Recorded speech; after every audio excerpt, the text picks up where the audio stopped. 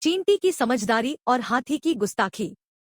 एक बार की बात है, जंगल में एक बहुत ही घमंडी हाथी रहता था। उसका नाम था हाथी राजा। वह अपनी ताकत और बड़े शरीर पर बहुत घमंड करता था। जहां भी जाता, छोटे छोटे जानवरों को डराता और कहता, मुझसे बड़ा और ताकतवर जंगल में कोई नहीं। दूसरी ओर एक छोटी सी चींटी जिसका नाम था चिंकी, बहुत मेहनती और होशियार थी। वह अपने दोस्तों के साथ मस्ती करती और अपना काम भी समय पर खत्म करती।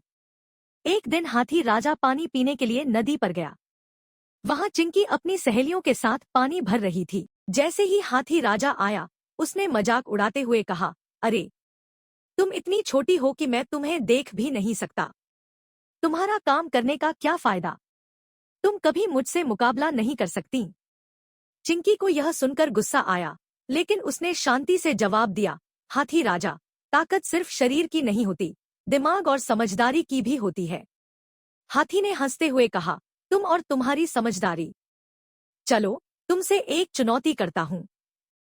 अगर तुम मुझे हराने में कामयाब हो गई, तो मैं सबके सामने माफी मांग लूंगा।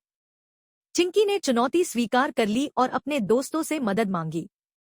उसने कहा, हमें हाथी राजा को उसकी गलती का एहसास कराना होगा। अगले दिन, जब हाथी राजा सो रहा था, चिंकी और उसकी सहेलियां चुपके से उसके कान, सूंड और पैरों पर चढ़ गईं।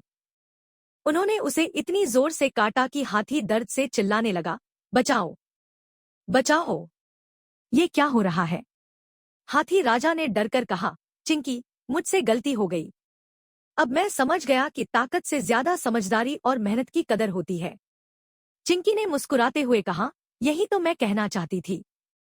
अब से सभी का सम्मान करना सीखो, चाहे वे छोटे हों या बड़े।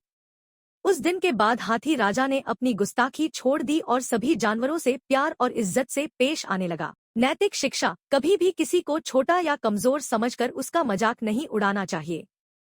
हर किसी की अपनी ताकत और महत्व होता है। समाप्त।